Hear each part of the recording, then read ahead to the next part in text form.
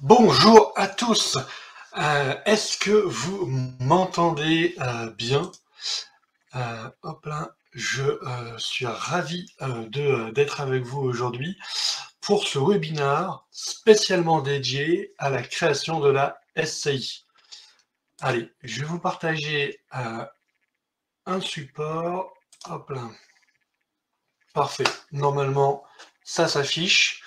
Et du coup, sans transition, euh, on va voir aujourd'hui les étapes principales qu'il faut respecter, suivre pour créer une société civile immobilière. Je me présente, je suis David, je suis le responsable du département juridique chez Doobs, et du coup aujourd'hui c'est moi qui vais vous présenter tout ce qu'il faut savoir. En tout cas, je vais faire de mon mieux.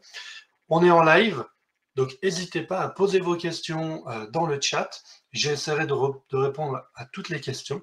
Voilà. Et comme ça, on est parti. Avant de commencer ce webinaire sur comment créer en toute simplicité sa société civile immobilière, il va falloir que l'on s'arrête sur une chose. C'est quoi une SCI? Une SCI, c'est donc une société civile immobilière, ce sont les initiales, et c'est une société qui a pour vocation d'avoir un patrimoine et de gérer, d'exploiter ce patrimoine. Donc de l'acquisition de biens immobiliers.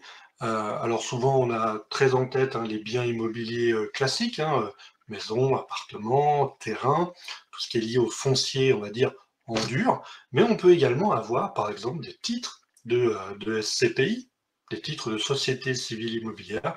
On peut avoir des choses un petit peu plus annexes dans une société civile immobilière. Mais si on doit rester sur les fondamentaux, une SCI, c'est une société. Et la première condition à laquelle on va devoir répondre, c'est que, contrairement à ce qu'on voit dans les sociétés commerciales, certains d'entre vous ont peut-être déjà une URL, une SASU, ils ont une société, mais ils sont seuls associés dedans. En SCI, ce n'est pas possible, et vous allez avoir l'obligation d'être au moins deux. Si on n'a pas deux associés, c'est une condition de nullité. Donc, si on n'est pas au moins deux, la société ne pourra pas être créée.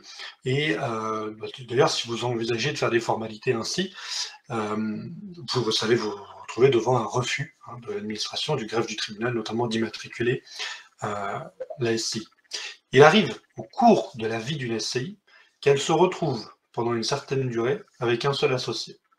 Par exemple, si on fait une SCI et que quelques temps plus tard, vous avez un associé qui décède ou un associé qui se retire de la société.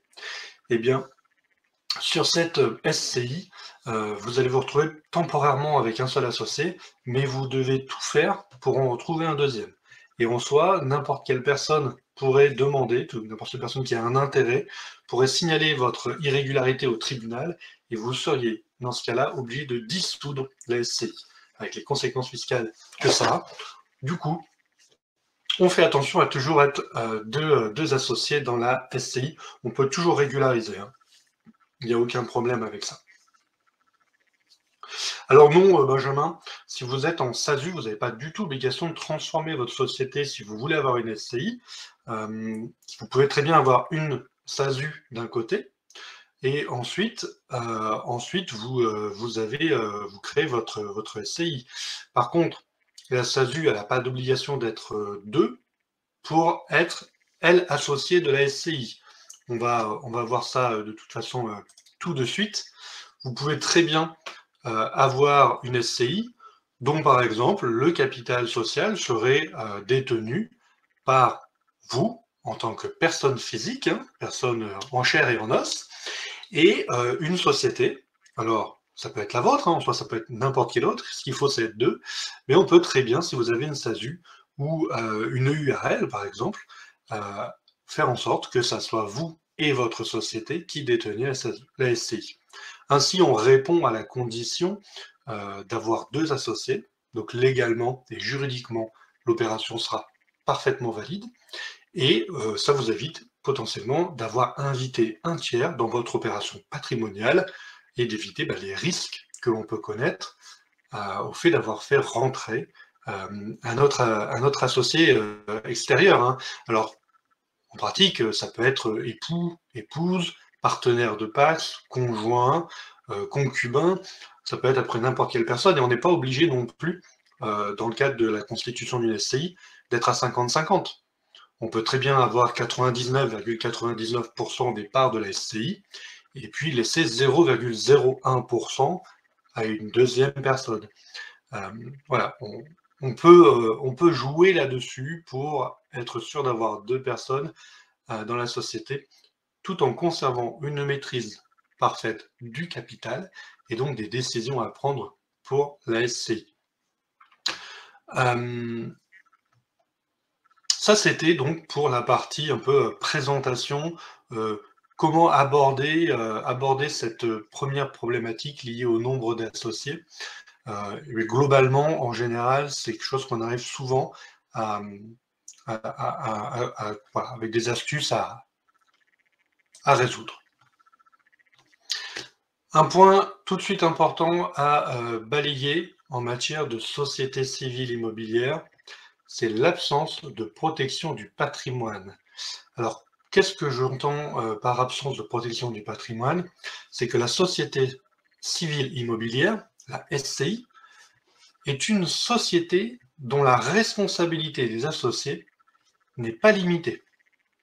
Non, Jérémy, il n'y a pas de limite au nombre d'associés. Moi, j'aurais tendance à vous proposer d'en mettre une, hein, entre guillemets, on va dire abstraite. C'est qu'en soi, comme il n'y a pas de limite, on pourrait être 50, sauf qu'après, il faut savoir gérer une SCI à 50, et potentiellement, ça peut être problématique. Donc, mais il n'y a pas de limite, on va dire, dans le caractère raisonnable. Moi, ce qu'il faut, c'est essayer de ne pas non plus trop diluer le capital d'une société, hein. Soit on est sur des petites structures, des structures de gestion patrimoniale, mais en soi, on peut très bien avoir quelque chose qui intéresse également les enfants, voire même les petits-enfants. Voilà. Après, il y a plein d'astuces également pour la transmission liée à la SCI. On en reviendra, je pense, un petit peu plus tard dans les slides. Sur la notion de transmission, on va y revenir dessus. Donc ce que j'ai indiqué, c'est que la société civile immobilière, c'est une société qui n'a pas de protection limitée pour les associés. C'est-à-dire que si vous êtes en EURL ou en SAS, en dehors du cas où vous faites une faute de gestion, vous avez, vous, en tant qu'associé, une protection minimale qui est que si jamais la société ne paye pas ses dettes, vous allez perdre votre capital.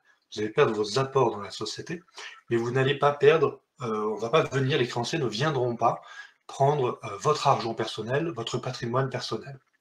En société civile immobilière, il y a une transparence là-dessus, ce qui fait que si demain vous faites un emprunt avec une SCI pour acheter un bien immobilier et que la SCI ne le rembourse pas, eh bien la banque est tout à fait fondée à venir chercher dans votre patrimoine personnel pour se faire payer. Une fois qu'on a dit ça, ça veut dire aussi qu'elle peut venir demander le tout à n'importe lequel des associés, et ensuite, à charge pour les associés de se mettre d'accord, ou plutôt de se retourner les uns contre les autres, pour que les quotes-parts de responsabilité soient respectés. Voilà.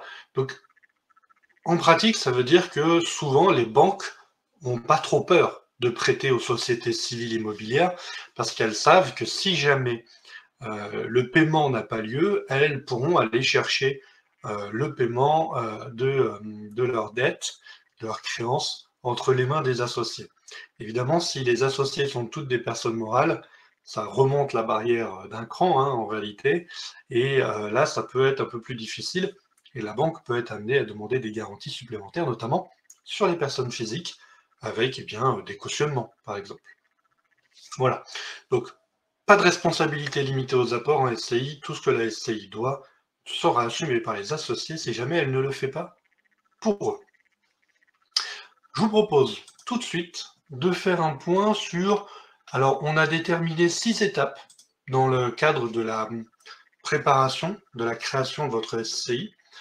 On pourrait jouer sur certaines étapes, mais globalement, on va regarder tout ça ensemble. ça nous donne ce cheminement-là que nous allons regarder ensemble.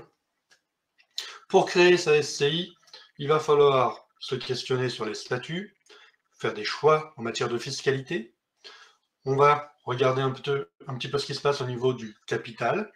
On va regarder ensuite le côté formalité, le journal d'annonce légale, le CFE, le CABIS. Alors si tout ça, ça ne vous parle pas, vous allez voir, on va revenir tout à l'heure, je vais vous expliquer exactement ce que c'est, ce qu'il faut faire, et normalement, à la fin, vous allez être totalement calé sur ces sujets. En tout cas, n'hésitez pas si jamais il y a quelconque question, ça sera avec plaisir. Alors je vous propose de tout de suite démarrer avec les statuts. La SCI, c'est une société. Alors pour ceux d'entre vous qui ont déjà une société, les statuts, c'est quelque chose qui est familier, mais si vous n'avez pas encore de société, eh bien, sachez que lorsque l'on crée une société, on a l'obligation de rédiger des statuts. Les statuts, ce sont un document qui est le contrat de société, qui va lier les associés entre eux, et dans lesquels on va retrouver les informations fondamentales sur sur la société, sur ses caractéristiques, sur son fonctionnement. Et je vous propose qu'on s'arrête sur quelques-uns d'entre eux. Déjà, la dénomination sociale. La SCI, comme c'est une société, ce n'est pas vous, elle va devoir avoir un nom. On va hésiter en pratique d'utiliser le nom des personnes qui sont associées, parce que déjà, c'est assez peu apprécié par le greffe du tribunal. Hein. Il faut qu'il n'y ait pas de confusion entre le nom d'une société et le nom des associés qui la composent. Ça ne veut pas dire qu'on ne peut pas jouer autour des noms. Ce qui se fait beaucoup aussi en matière de SCI, c'est par exemple d'utiliser les initiales ou des choses comme ça, ou des fois même les prénoms ou noms des enfants ou des petits-enfants, faire des associations de syllabes. On peut voir des tas de choses qui des fois donnent des noms assez fantaisistes et qui sont très sympas. Des fois, on est sur des extensions patrimoniales de sociétés commerciales qui ont un nom. On se resserre de cette identité-là pour choisir la dénomination sociale. Quoi qu'il arrive, en matière de SCI, il n'y a pas beaucoup de difficultés liées à la dénomination sociale. Pourquoi? Parce que n'ayant pas une activité commerciale à proprement parler, elle ne risque a priori pas de créer de la concurrence ou de la confusion dans l'esprit d'une clientèle. Pas du tout les mêmes problématiques que l'on peut rencontrer lorsqu'on a une société commerciale. Dans les statuts, on va retrouver également l'objet social de votre SCI. Alors là, pas besoin d'être très original en matière de société civile immobilière. L'on va prévoir quasiment toujours systématiquement que la SCI aura pour objet l'acquisition de biens immobiliers ou de droits immobiliers, la gestion de biens et droits immobiliers, mais à titre très exceptionnel, et c'est comme ça qu'il faut le préciser dans les statuts, la cession des biens et droits immobiliers. Donc on fait un article autour de ça, un article d'objet social, et ça nous permet, a priori, alors on étoffe un peu hein, avec les différentes possibilités de gestion, hein, ça peut être la gestion par bail, location ou tout autre, voilà. Donc globalement, ça va être toujours sur ces activités-là que ça va se concentrer. Une fois qu'on a fait l'objet social, il reste également un point important à déterminer, c'est le siège social. C'est une slide, c'est un carré qui devrait être entre les deux, mais souvent on l'oublie parce qu'on se dit, ben oui, mais de toute façon, c'est l'acquisition d'un bien immobilier, c'est à cet endroit-là que va être la SCI, on va mettre le siège social à cet endroit-là. Le siège social doit être quand même défini, hein, donc même si c'est l'adresse du bien immobilier qui est la cible de la SCI, hein, la cible d'acquisition, il faut fixer le siège social. Vous pouvez le faire sur ce bien immobilier, même si vous n'avez pas acheté. Hein. Vous créez la SCI pour un bien immobilier donné, vous allez l'acheter, vous avez signé peut-être déjà un compromis. Eh bien, on peut mettre tout de suite le siège social à cet endroit. Par contre, ça va demander l'autorisation du propriétaire actuel, hein, qui vous a signé, entre guillemets, le compromis déjà. Donc c'est un point à voir avec lui, ça peut être même vu et négocié avec lui dès le compromis, c'est-à-dire qu'il autorise la SCI à domicilier son siège social dans le local du bien immobilier qui est visé. Il faudra qu'il vous fournisse un justificatif de propriété ou de domicile, hein, facture d'électricité de moins de 3 mois, la dernière photocopie de taxe foncière, qui au passage est une excellente information à recevoir en matière d'acquisition immobilière. On sera très content de savoir quelle sera la taxe foncière, par exemple, de l'année prochaine. Donc, ça peut être intéressant quand même d'avoir, souvent qu'on a le reliquat à payer, hein, de toute façon, lorsqu'on fait une acquisition immobilière sur l'année en cours. Donc, ce sont des informations qui, de toute façon, vont devoir arriver à vous. Donc, c'est très bien d'en parler tout de suite et d'avoir les éléments pour pouvoir immatriculer votre société au bon endroit. Parce que si vous devez l'immatriculer un siège social ailleurs, et qu'après vous voulez le remettre à cet endroit-là parce que par exemple finalement vous déménagez, eh bien ça va vous coûter pas mal d'argent, hein. Transférer un siège social, ça coûte des frais, alors, en dehors même des honoraires de vos conseils, vous allez avoir des frais de greffe, une annonce légale, voilà. Donc tout ça, ça va être un peu compliqué. Alors je vois qu'il y a des questions, j'en profite pour regarder un petit peu du côté des questions. Valentin, effectivement, marchand de biens, c'est une activité commerciale. Et l'activité commerciale doit être réalisée dans une société commerciale et non dans une société civile. Du coup, pour faire une activité de marchand de biens, je vous inviterai plutôt à partir sur une création d'une SASU, d'une URL, voire même d'une SARL ou d'une SAS, si vous êtes plusieurs associés. Mais on évitera le statut de la SCI, hein, pour l'activité de marchand de biens. C'est pas adapté, c'est une société civile. Alexandre, par exemple, l'objet social, j'imagine que c'est imposé, non propre. Alors non, c'est pas imposer l'objet social en matière de SCI. Entre guillemets, on peut le rédiger à peu près comme on veut. En pratique, ça n'a pas un grand intérêt d'avoir une originalité incroyable dans l'objet social d'une SCI, puisque la plupart du temps, les SCI ont à peu près toute la même vocation. Il n'y a pas beaucoup on va dire, d'écart d'activité d'une SCI à l'autre d'un point de vue de la nature de l'activité. Donc, c'est pas imposé, on peut rédiger ça, faire des variantes, des variables, etc. Mais souvent, ça va ressembler à peu près à la même chose. Alors, qu'est-ce qui se passe si, pour la SCI, entre le moment de sa création et la procédure d'acquisition, si cette dernière n'aboutit pas? Alors, si l'acquisition n'aboutit pas, si vous avez créé une SCI, c'est problématique parce que vous allez vous retrouver avec une société. Si vous avez fait l'immatriculation au greffe du tribunal, la société existe et vous allez devoir du coup composer avec. Si jamais vous abandonnez tout projet d'acquisition, ça veut dire que vous allez conserver cette SCI pour rien, et auquel cas il faudra envisager une procédure de dissolution-liquidation pour la faire disparaître. Ça va vous coûter de l'argent, hein, je ne vais pas vous le cacher, parce qu'il va y avoir des frais de greffe, des annonces légales. De toute façon, vous allez voir, hein, c'est toujours à peu près la même musique, hein. En pratique, souvent, ce que l'on fait, c'est qu'on signe le compromis, et au moment où on signe le compromis, on précise au notaire d'indiquer dans le compromis que vous pourrez bénéficier d'une clause de substitution. Ça signifie qu'au moment de la signature de l'acte définitif, parce que vous savez, une acquisition immobilière, ça se fait toujours en deux temps. On signe le compromis, il y a un certain délai qui va couler pour notamment tout ce qui est lié aux préemptions, il y a un certain nombre de conditions suspensives, notamment le financement, qui vont devoir avoir lieu pendant ce laps de temps. Et on va signer le compromis, ce qui fait que finalement, entre le compromis et l'acte définitif, c'est là qu'on va immatriculer la SCI, avec donc la clause de substitution dans le compromis qui permettra à la SCI de signer à votre place, même si c'est vous qui avez signé le compromis au départ. En faisant cela, ça veut dire que l'aléa, on va le réduire uniquement sur l'obtention du financement ou éventuellement, par exemple, d'une mairie qui ferait une préemption sur le bien immobilier. Donc, a priori, si vous êtes déjà solide sur votre financement, c'est-à-dire que vous savez, vous avez déjà contacté le banquier vous a déjà donné un peu son feu vert pour l'acquisition du bien et le financement, vous savez que finalement, à ce moment-là, vous avez peu de risques. Donc c'est à peu près comme ça qu'il faut faire, Hugo, pour éviter, on va dire, la désillusion d'une acquisition qui n'aboutit pas, et se retrouver avec une SCI sur les bras qu'on va devoir dissoudre et liquider, ce qui va vous coûter de l'argent. Voilà. C'est un peu comme ça qu'il faut faire, c'est-à-dire prendre les devants d'un point de vue du financement pour vérifier que tous les feux sont au vert, signer le compromis, comme ça on va dire que le vendeur, lui, s'est déjà engagé à vendre, hein, donc comme ça, normalement, vous réduisez au max. Alors je ne vous dis pas que vous serez à l'abri de 100% des cas, hein, mais normalement ça réduit déjà pas mal les possibilités. Alors Saad, qui a une autre question, quid de la gestion d'un portefeuille de titres ou d'investissement dans d'autres sociétés en objet social de la SCI? La société civile immobilière peut également avoir effectivement une activité de gestion de portefeuille de titres, Saad, donc il n'y a pas de souci, que ce soit des titres de SCPI, d'ailleurs il existe aussi un schéma de SCI holding, ça peut se faire.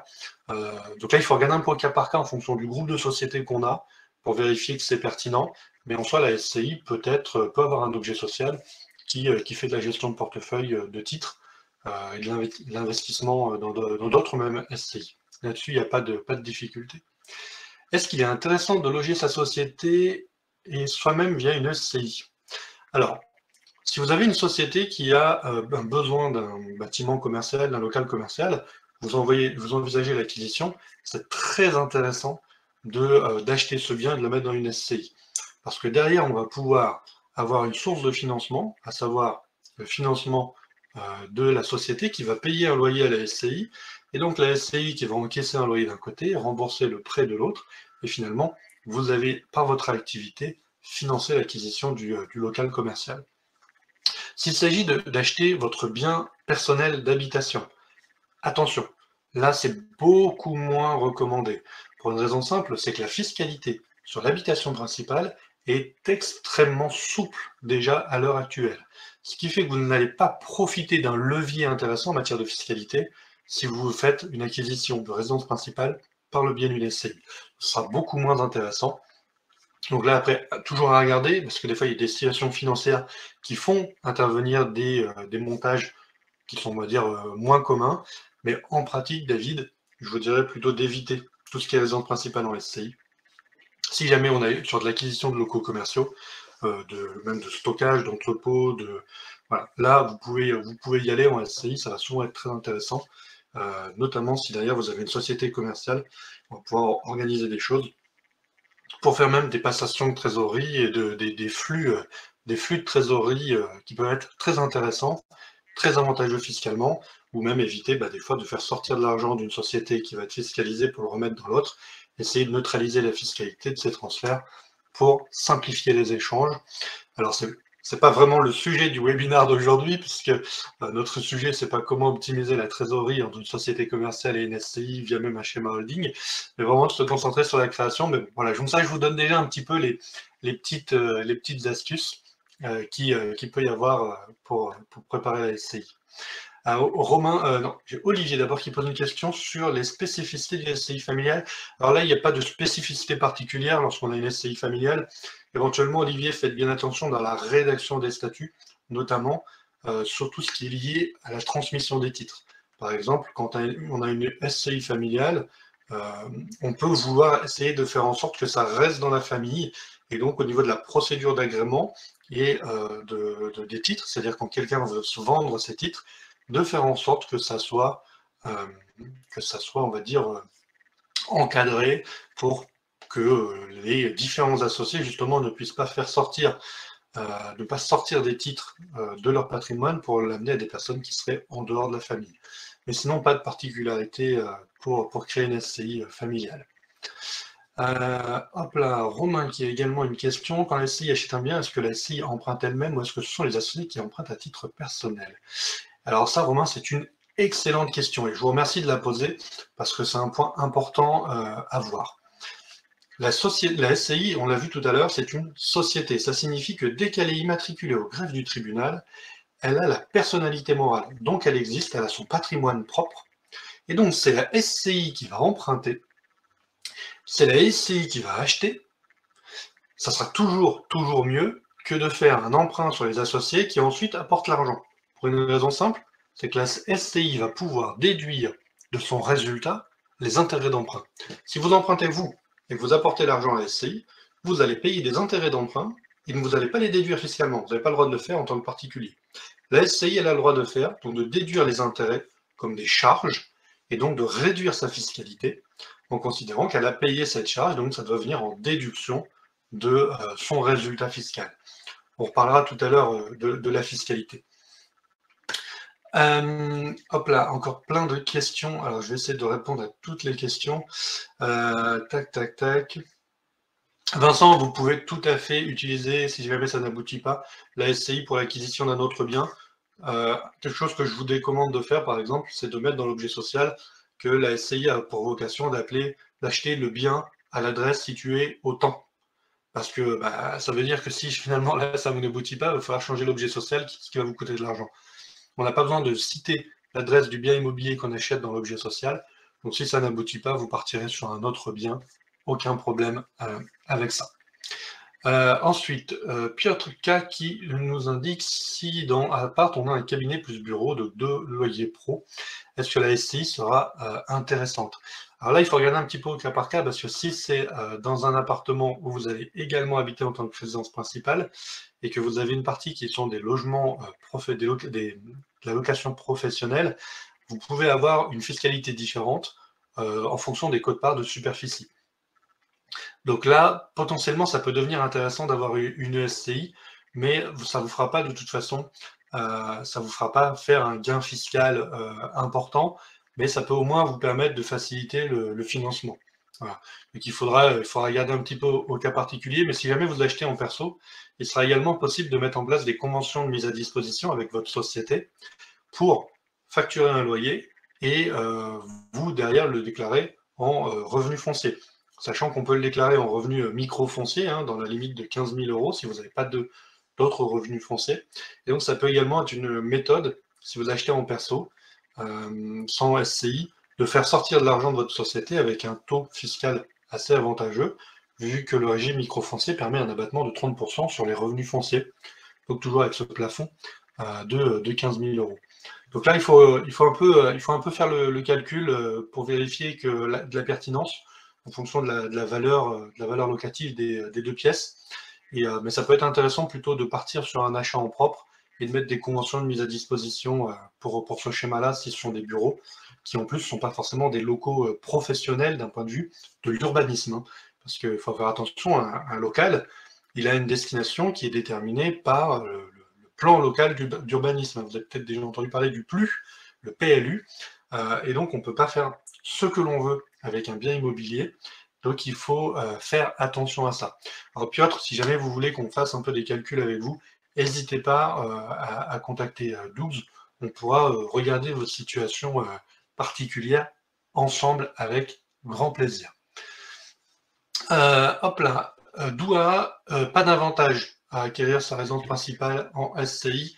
Souvent, le seul intérêt que l'on fait en général, c'est quand on va chercher à faire ça, c'est soit pour des fois contourner les taux d'endettement, ce qui est très limite, parce qu'en pratique, normalement, comme vous êtes responsable indéfiniment, ça marche moyennement.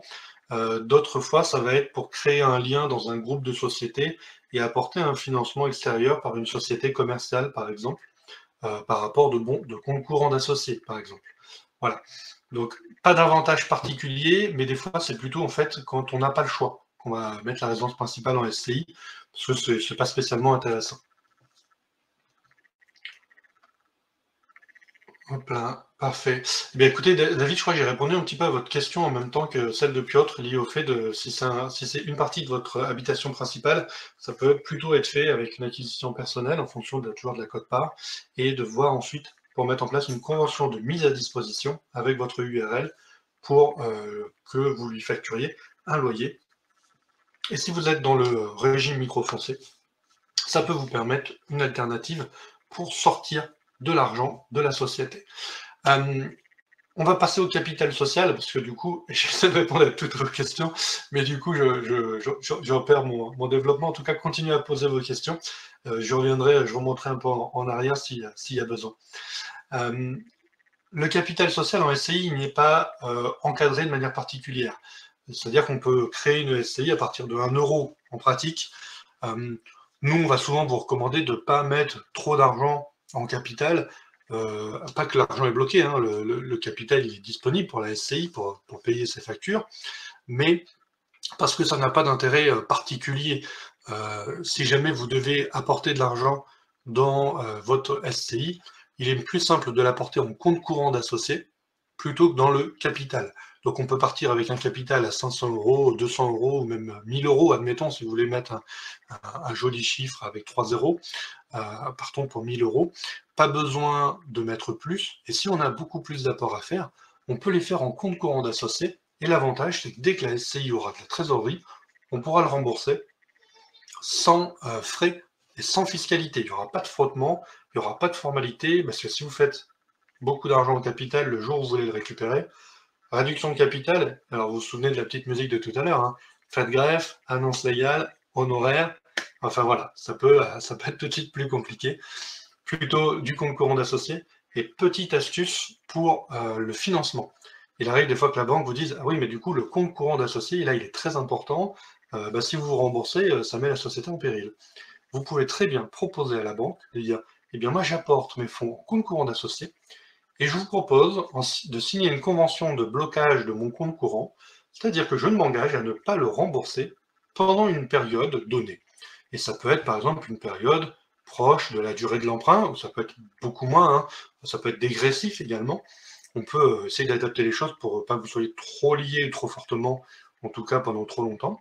Mais ça peut être une manière d'apporter une garantie supplémentaire à la banque, sans vous mobiliser de l'argent de manière pas du tout souple, hein, de manière complètement rigide. Voilà pour ce point-là. Maintenant, la date de clôture et la durée de l'exercice. Ça va vite faire le lien de toute façon sur, un certain nombre de sujets. Alors, j'ai pas passé mes slides parce que j'étais occupé à répondre aux questions, mais c'est pas grave. Ça va nous conduire tout de suite, de toute façon, à la suite, à savoir le choix en matière de fiscalité. Mais la date de clôture de votre SCI, si jamais vous êtes sur une SCI à l'impôt sur le revenu, en pratique, on va toujours se mettre au 31 décembre pour aligner votre exercice comptable avec la fiscalité de l'impôt sur le revenu. L'administration fiscale vit l'impôt sur le revenu en année civile, donc du 1er janvier au 31 décembre, et il sera plus simple d'aligner les deux si la SCI opte à l'impôt sur le revenu. Pour éviter notamment, si jamais on est à l'impôt sur le revenu et qu'on décale la date de clôture ailleurs, vous serez quand même obligé de faire une situation au 31 décembre, un bilan comptable intermédiaire, ce qui peut vous occasionner des frais, ce qui est un peu dommage, pour pouvoir réintégrer votre quote-part de bénéfice qui doit basculer, ou de déficit foncier, qui doit basculer dans votre impôt sur le revenu. Donc, on se souvient, impôt sur le revenu, 31 décembre, c'est plus simple. Si jamais vous choisissez l'impôt sur les sociétés, vous êtes libre de faire ça comme vous voulez, avec, on va dire, une seule limite, on se met en fin de mois. 31 janvier, fin février, 31 mars, voilà, comme ça, comme vous préférez, pas d'obligation particulière, mais on va dire qu'on se limite à ce point-là. On passe sans plus tarder finalement à ce qui nous anime presque le plus souvent, le choix fiscal pour la SCI. En matière de SCI, on a déjà commencé un peu à l'amorcer, on a deux choix possibles. Soit on fait une société civile immobilière imposée à l'impôt sur le revenu, soit on fait à l'impôt sur les sociétés, avec cette petite subtilité quand même que l'option est irrévocable. C'est-à-dire qu'une fois qu'on a opté à l'IS, jamais on en revient. L'IS, c'est un billet aller, il n'y a pas de billet retour. L'impôt sur le revenu, comment ça fonctionne? Eh bien, pour la SCI à l'impôt sur le revenu, ça veut dire que ça va être transparent fiscalement. Les résultats de la SCI vont être imposés dans le patrimoine des associés. Donc si jamais vous êtes une personne physique et que vous détenez par exemple 50% d'une SCI, vous devez réintégrer dans votre impôt sur le revenu 50% du résultat fiscal de la SCI, tout simplement. Si elle a fait un résultat positif, donc ça va vous faire de l'impôt foncier, potentiellement, des revenus fonciers à déclarer. Si jamais elle est en négatif, du déficit foncier, ce qui peut être utile également dans certains schémas. Si jamais vous êtes une société, qui vous avez des parts dans une SCI, et bien de la même manière, vous allez réintégrer dans votre assiette fiscale et bien la quote-part de résultat de la SCI qui vous revient. Donc de la même manière. C'est transparent. La petite particularité qu'il faut tout de suite voir ensemble, c'est la question de la plus-value.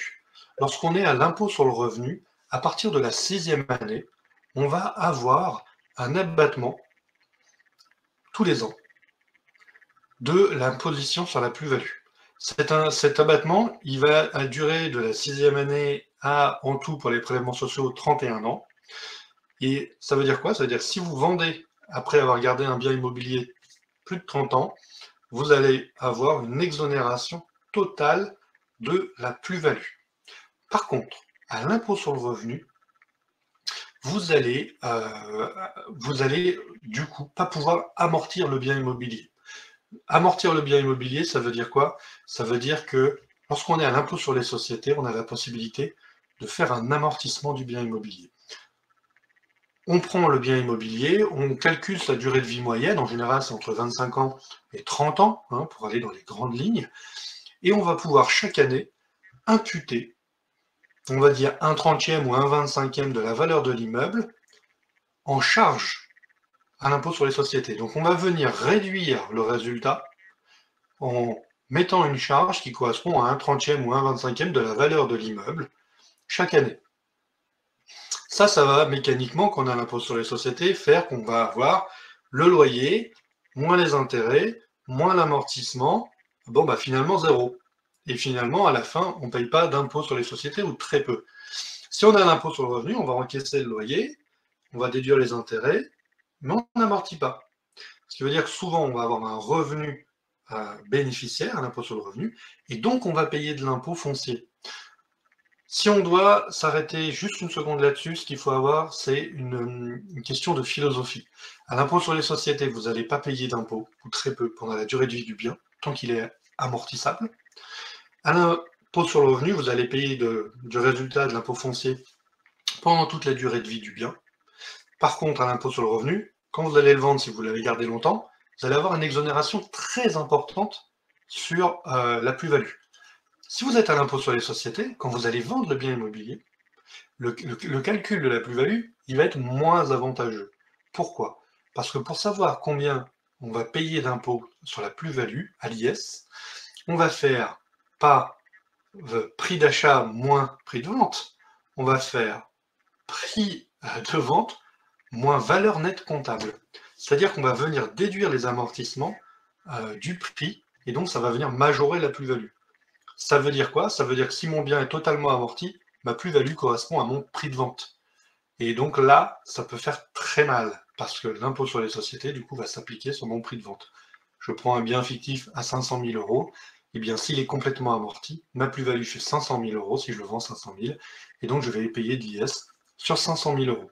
Par contre, j'aurais quasiment pas payé d'impôt depuis toutes ces années. Si je suis à l'impôt sur le revenu, je vais payer de l'impôt foncier un peu tous les ans. Par contre, le jour où je le vends, si j'ai suffisamment gardé longtemps, je vais avoir une exonération importante de ma plus-value. C'est deux philosophies. D'un côté, une imposition régulière et immédiate, mais peut-être un gain fiscal à la fin. De l'autre côté, un gain immédiat pendant la durée de vie du bien. Par contre, le jour où on se sépare du bien, attention au coût fiscal. Jérémy, dans quel cas un déficit foncier peut être utile? C'est par exemple si vous avez beaucoup de revenus fonciers d'autre part, eh bien, avoir un petit peu de déficit foncier d'un autre côté, ça peut venir du coup réduire votre revenu foncier et donc votre imposition. Dans certains cas, des déficits fonciers, notamment liés à des travaux ou des choses comme ça, peuvent venir permettre de se financer ou de réduire son imposition, mais qu'il peut y avoir des petites choses à faire autour de ça. Elle est de combien l'exonération sur IR, VS, IS? Eh bien, en fait, c'est ce que je vous disais, hein, l'impôt sur le revenu, à partir de la 6e année, vous allez avoir des abattements, c'est 6% par an. À la fin, c'est un petit peu moins de pourcentage, et c'est un petit peu plus faible pour les prélèvements sociaux, parce que vous avez toujours la plus-value, c'est l'impôt sur le revenu plus les prélèvements sociaux. Donc vous allez avoir un abattement sur les deux. Si vous voulez un abattement complet, il faut attendre 30 ans. Sachant qu'avant la 5e année, il y a zéro abattement, hein, c'est 100%. Par contre, si jamais vous êtes à l'impôt sur les sociétés, eh bien, ça dépend du prix de vente moins la valeur nette comptable. La valeur nette comptable, c'est le prix d'achat moins les amortissements pratiqués. Voilà. Farouk, n'hésitez pas, de toute façon, il y aura un replay. Donc, n'hésitez pas à regarder le replay. J'espère que ça pourra répondre à vos questions. Et je vous souhaite également une belle journée.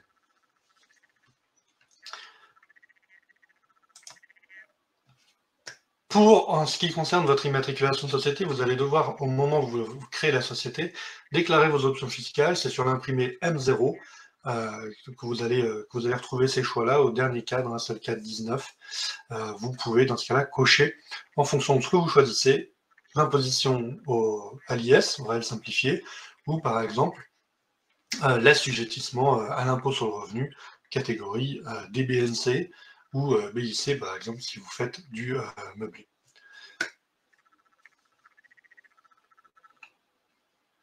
Alors, c'est des calculs différents en MNP, Elie. On ne pourra pas s'y attarder aujourd'hui. Par contre, on va avoir un autre webinar sur le LMNP très prochainement, qui va être animé par Patrick Maurice, cofondateur de Dougs et expert comptable. Donc, je vous invite à vous y inscrire sur dougs.fr et comme ça, vous pourrez obtenir toutes vos réponses sur le LMNP. Le régime d'imposition, toujours, on part sur l'IS réel simplifié, parce qu'on n'a pas vocation à atteindre des chiffres très importants qui justifient d'être au réel. Et puis si un jour vous passez au réel, eh bien c'est pas grave, mais là, on parle de l'IS au réel simplifié, c'est-à-dire que la liasse est une liasse simplifiée. Une autre question qui est très très importante, c'est la question de la TVA. En pratique, comment ça se passe? Si vous faites de la location à des particuliers, vous n'allez pas vous soumettre à la TVA. Parce que déjà, ça veut dire que si vous facturez la TVA à un particulier, lui ne la récupère pas. Donc en pratique, soit vous allez vous retrouver 20% plus cher au-dessus des prix du marché, soit vous allez réduire votre marge de 20%. Parce que vous allez vous mettre au prix du marché, mais vous allez rendre 20% de TVA à l'État. Donc c'est souvent un mauvais calcul dès lors qu'on est en locatif destiné à des particuliers. Il y a certains programmes très spécifiques qui peuvent justifier ça, ou lorsque, par exemple, vous faites une location avec des prestations supplémentaires, comme du nettoyage, la mise à disposition de linge, des petits-déj. En fait, tout ça, ça va être assimilé à des prestations liées à l'hôtellerie, en réalité, et donc c'est pour ça qu'il va y avoir obligatoirement de la TVA sur ces prestations. En dehors de ça, on retient le principe location à des particuliers, on évite la TVA. Location à des professionnels, pourquoi pas? Si on est vis-à-vis des professionnels, eux de toute façon ils sont soumis à la TVA, donc ce qu'ils payent en TVA, ils vont le déduire, donc pas de difficulté avec ça. Si on est en meublé professionnel, de la même manière, hein, on va être en TVA. C'est ce qu'on avait vu juste avant. Pour passer à l'étape suivante, le dépôt du capital social. Sachez qu'en SCI, vous n'êtes pas obligé de déposer votre capital social. Ça, c'est une première chose, c'est une très bonne nouvelle. C'est une très bonne nouvelle, mais attention. C'est une bonne nouvelle, ça veut dire qu'on peut accélérer la création de votre SCI. Vous êtes d'accord, vous avez choisi le capital, vous êtes d'accord avec les statuts, on signe, hop, on fait l'annonce légale, enfin on va revenir sur les étapes après, mais ça peut aller très vite. Par contre, attention, si votre capital social n'est pas libéré, c'est-à-dire que vous n'avez pas fait le dépôt réellement du capital, eh bien, vous n'avez pas le droit au taux réduit d'IS. Pour rappel, l'IS, vous avez un taux réduit jusqu'à 38 120 € de 15%, au-delà 26,5, bientôt 25. On peut dire 25, hein, mettons un peu dans le futur. Si jamais le dépôt du capital n'a pas été fait, pas le droit au taux réduit. Ça va coûter très cher. Donc, en pratique, on dépose son capital. De toute façon, c'est de l'argent que la SCI va utiliser pour ce besoin. Hein. Déjà, de toute façon, avoir des premiers frais à payer, notamment liés à la création d'entreprise. Et si, par exemple, c'est vous qui avez avancé les frais d'entreprise, les frais de création, hein, la plupart du temps, c'est vous qui avez avancé les frais, et bien, de toute façon, le capital pourra servir à rembourser les avances que vous avez faites une fois que la société est immatriculée. Donc, il vaut mieux déposer le capital, vous êtes serein, tranquille, et après, vous pouvez continuer à avancer. Pour déposer le capital, pas d'obligation d'avoir un compte bloqué hein, comme en société commerciale. Vous pouvez simplement le déposer sur le compte de la SCI, hein, son compte courant bancaire habituel, et bien garder la trace du virement, et il n'y aura pas de difficulté avec ça. Donc, je résume, on a fait les statuts, on a fait le choix fiscal, on a déposé le capital, on va ensuite venir à l'annonce légale. Tous les faits juridiques marquants et importants doivent faire l'objet d'une mesure de publicité. Et s'agissant de la création d'une SCI, vous allez devoir faire paraître dans un journal d'annonce légale une publicité. Cette publicité va rappeler les éléments fondamentaux de votre SCI, à savoir son nom, la date de signature des statuts, l'objet social, qui sont les gérants de la société, son capital, son siège social, etc., etc. Ces informations sont importantes et vous allez devoir ensuite, le journal va vous donner une attestation de parution qui vous permettra de faire l'immatriculation au greffe du tribunal. attention, si vous ne faites pas la parution, vous ne pourrez pas immatriculer votre société. Donc c'est vraiment un moment, c'est un passage obligatoire. Frédéric, faut-il faire appel au service d'un comptable pour la création et gestion de la SCI obligatoire, obligation réglementaire ou bien vivement conseillé? Alors, en soi, vous n'êtes pas obligé pour une SCI, pour la création d'une SCI, de faire appel à qui que ce soit. Et ça, c'est vrai pour n'importe quelle forme de société, dès lors que vous êtes à l'aise avec ce processus, ou que vous aviez super bien suivi absolument tous les webinars, la chaîne 12, vous êtes abonné à la chaîne YouTube de 12, peut-être que vous êtes tout à fait prêt à vous lancer tout seul dans cette aventure. Maintenant, moi, je ne peux que vous recommander de solliciter le conseil d'un professionnel, que ce soit un professionnel du chiffre ou du droit, parce que des fois on rencontre des difficultés, ou même des fois on ne le savait pas, mais on est un peu dans un cas particulier, et c'est toujours bien d'avoir l'avis d'un professionnel pour être sûr de partir en simplicité et en sécurité maximale. Donc je vous recommande de le faire. Après, si jamais vous voulez parler de la comptabilité, eh bien si vous êtes à l'impôt sur les sociétés, il va falloir passer par un comptable, hein, très clairement. À l'impôt sur le revenu, c'est un peu différent, mais de la même manière, j'ai tendance à vous inviter plutôt à le faire ça vous permettra déjà d'avoir du conseil et puis de ne pas rater des choses, notamment si jamais après vous avez un contrôle fiscal et que l'administration fiscale revient sur la SCI, eh bien ils peuvent refaire la comptabilité ou remettre en cause l'existence même de la SCI, hein. Il y a eu des contrôles fiscaux qui ont abouti à considérer des SCI comme fictives, parce qu'elle n'était en réalité pas entretenue, entre guillemets, les associés et gérants. Et du coup, en fait, ce que faisait l'administration, c'est considérer que la SCI n'existait pas, et puis à recalculer tout dans le patrimoine des associés. Voilà, ça peut faire mal. Donc je vous recommande, quoi qu'il arrive, en matière de SCI, de prendre conseil auprès d'un professionnel, et puis après, à vous de voir quels avantages ça vous procure. Mais je pense que ça peut être très intéressant pour avoir au moins tout le conseil associé à la gestion et à la création et aux modifications qu'il peut y avoir au cours de la vie de votre SCI. Une fois qu'on a déposé le capital, on a fait l'annonce légale, il faut passer par le centre de formalité des entreprises, CFE. En matière de société civile immobilière, le centre de formalité des entreprises, c'est le greffe du tribunal de commerce. Il fait il fait à la fois registre du commerce et des sociétés et CFE pour les SCI. Donc c'est directement auprès de lui qu'il va falloir déposer votre dossier d'immatriculation. Et parmi les documents qu'on a vus ensemble, hein, les statuts, il faudra rajouter un certain nombre de documents. Donc les statuts, on avait parlé tout à l'heure de l'annonce légale, mais il y a d'autres documents qu'il va falloir fournir. La décision de nomination des gérants, par exemple, si jamais ce n'est pas nommé dans les statuts, mais également l'attestation de non-condamnation et de filiation des gérants. Ça concerne donc toutes les personnes physiques. Il faut qu'ils fassent une attestation comme quoi ils ne font pas l'objet d'une interdiction d'exercice sur ce mandat. Et on a l'obligation de faire connaître la filiation à notre nom, prénom des parents.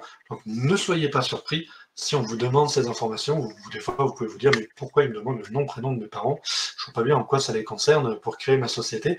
Eh bien, sachez que c'est une obligation pour remplir et compléter ces éléments et les fournir au greffe du tribunal. Les sociétés civiles immobilières, bien que l'ensemble des associés doivent apparaître sur l'extrait cabis de la société, ont quand même l'obligation de suivre les règles sur la déclaration des bénéficiaires effectifs. Pour rappel, on entend par bénéficiaire effectif toute personne physique qui détient directement ou indirectement plus de 25% du capital social ou des droits de vote de la société. Donc il faut le compléter, ça se fait par l'intermédiaire de l'imprimé MBE qu'il faudra déclarer au greffe du tribunal en même temps que l'immatriculation de votre société. Plus tard, ce document peut être modifié également si jamais il y a des fluctuations dans les pourcentages de détention entre les associés. Donc, très important. Parmi les autres documents qu'il va falloir fournir, on retrouve les éléments justificatifs de l'identité des associés, à savoir les cartes d'identité et justificatifs de domicile. Carte d'identité, attention, toujours, je rappelle toujours ce point, en cours de validité. Hein, donc on fait bien attention, on veut créer sa société, on vérifie qu'on a des papiers en cours de validité passeport ou carte d'identité. Sinon, vite, on court à la mairie pour refaire ça, parce que le greffe du tribunal, eh bien, il peut très bien vous dire « Votre pièce d'identité n'est pas valide, je n'immatricule pas votre société ». Vous allez vous dire, mais vraiment, il est pénible, le greffe du tribunal. Mais voilà, ça fait partie de leur mission, et c'est comme ça, donc il faut se prémunir au maximum pour bien préparer son dossier. Hop là. Et une fois qu'on a fait tout ça, on a déposé le dossier au greffe du tribunal, on a payé les frais, parce qu'il y a des frais, un peu moins de 100 € pour créer la SCI auprès du greffe du tribunal. Nous allons obtenir l'immatriculation de la société. Comment ça se traduit? Ça se traduit par l'émission par le greffe du tribunal de l'extrait CABIS. Donc l'extrait CABIS, c'est la pièce d'identité, c'est le document qui atteste de l'existence de la SCI, qui rappelle les informations principales la concernant, l'identité des membres, associés et gérants pour les SCI. Hop là, alors nous avons une question de Edmond. À l'IS, peut-on décider de ne pas déduire l'amortissement du bien et donc d'éviter la fiscalité importante en cas de plus-value au bout de X années? Alors en fait, c'est une question, alors normalement non. À l'IS, on doit amortir les biens qui sont à l'actif. Et c'est surtout que c'est un vaste communicant. Ce que vous n'allez pas amortir à l'IS pendant la durée de vie du bien va générer de toute façon une imposition à l'IS. Donc soit vous allez payer l'IS, du coup, vous payerez, ça reviendrait à payer de l'IS toute la durée de vie du bien pour à la fin en repayer. Mais non, vous n'avez pas la possibilité, il faudra amortir le bien immobilier à l'IS. Et enfin, si on passe par 12. Si on passe par 12, comment ça se passe? Eh bien, sachez que 12, c'est une équipe complète de juristes spécialisés dans la création d'entreprises, notamment. Donc là, vous avez une photo de Manon, qui est une personne qui est membre de notre équipe. Chez 12, ça se passe très simplement. Si vous voulez créer votre SCI avec nous, vous allez avoir un entretien individuel avec un juriste, au cours duquel vous allez revenir sur les points importants. Il va vous aider à faire vos choix. Vous confirmez vos choix, probablement que vous avez peut-être déjà commencé. Vous aider donc à aboutir là-dessus. Complétez vos paramètres dans 12 pour pouvoir ensuite vous rédiger tous les documents. On vous rédige tout. On vous fait signer en signature électronique à distance. Pas besoin de bouger de chez vous. Et ensuite, on réalise dans les plus brefs délais l'immatriculation de votre SCI. Et dès qu'on l'a, on vous transmet l'extrait CABIS par le greffe du tribunal. Le coût d'une création chez 12, nos honoraires sont de 150 € hors taxe. À cela, il faudra prévoir l'ajout des frais de greffe de tribunal et de parution de l'annonce légale qui vous seront également facturés. Mais ça vous donne une idée du coût si vous passez chez 12. Et pour la gestion de votre SCI, sachez que 12, c'est avant tout aussi une société d'expertise comptable, membre de l'ordre, inscrit à l'ordre des experts comptables. Et donc, nous pouvons vous accompagner, que ce soit pour les SCI à l'IR, à l'IS. Alors, c'est particulièrement simple pour les SCI à l'IS, mais on peut vous accompagner pour vos SCI. Vous allez avoir la possibilité d'avoir des conseils d'un comptable et on peut vous réaliser bilan, lien fiscal et l'accès en permanence donc à votre espace 12 avec tous les chiffres clés concernant votre entreprise. Effectivement, Mounir, c'est exactement ça. Pour avoir le rendez-vous avec le juriste qui va vous permettre d'obtenir tous les conseils pour valider votre projet de création, vous avez un premier devis à payer qui est de 80 € hors taxe. Et ce devis de 80 € hors taxe est déduit de la facture de 150 € si vous décidez de nous confier la création de votre entreprise. Donc c'est 150 € en tout, mais avec effectivement ce rendez-vous avec une facturation de 80 € hors taxe. Et on vous déduit le rendez-vous sur les honoraires ensuite, si vous décidez de poursuivre avec nous. En matière de comptabilité, nous avons un forfait unique à 200 € à chaque acquisition de biens, plus votre abonnement 12, qui est un abonnement spécifique, un forfait spécial pour les SCI. Donc n'hésitez pas à vous rapprocher de 12 pour avoir plus d'informations sur toutes nos offres en matière de comptabilité. sachant qu'on se situe aujourd'hui à un forfait pour les SCI de 29 € hors taxe par mois. Donc à ce prix-là, ça vaut pas le coup de risquer un contrôle fiscal. Est-ce que vous avez d'autres questions? Sachez que si vous rejoignez votre SCI chez 12, il y a également des possibilités de lien de parrainage, mais qu'il ne faut pas hésiter.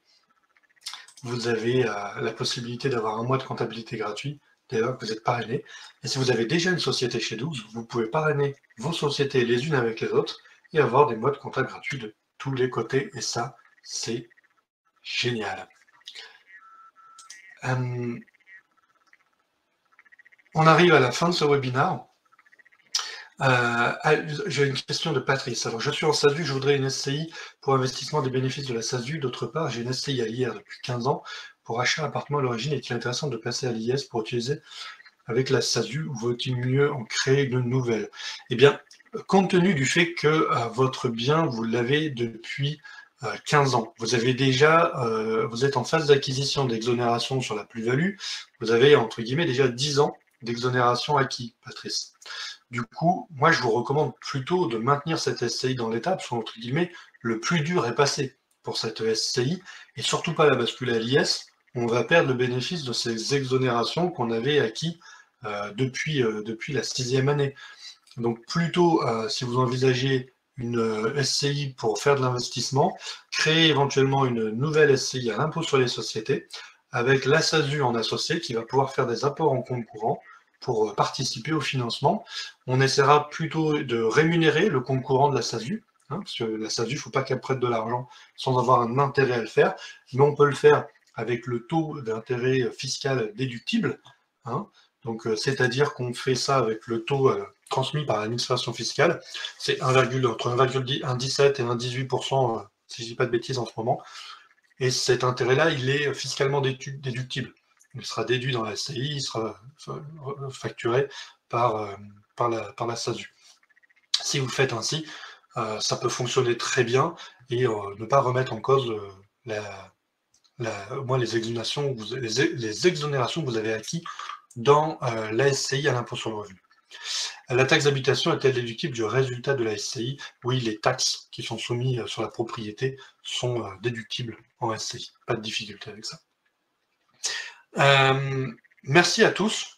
Merci beaucoup pour votre présence à ce webinaire. Je vous remercie. N'hésitez pas à vous inscrire à d'autres webinaires. 12, on essaie de faire des webinaires quasiment tous les jours sur des tas de sujets. On a également une chaîne YouTube sur laquelle on essaie de mettre un maximum de contenu pour vous. Donc vraiment, n'hésitez pas, ça nous fait super plaisir. Et il me reste à vous souhaiter une excellente après-midi. Et puis, comme d'habitude, on se quitte avec de la musique. Je vous dis à très bientôt. Au revoir.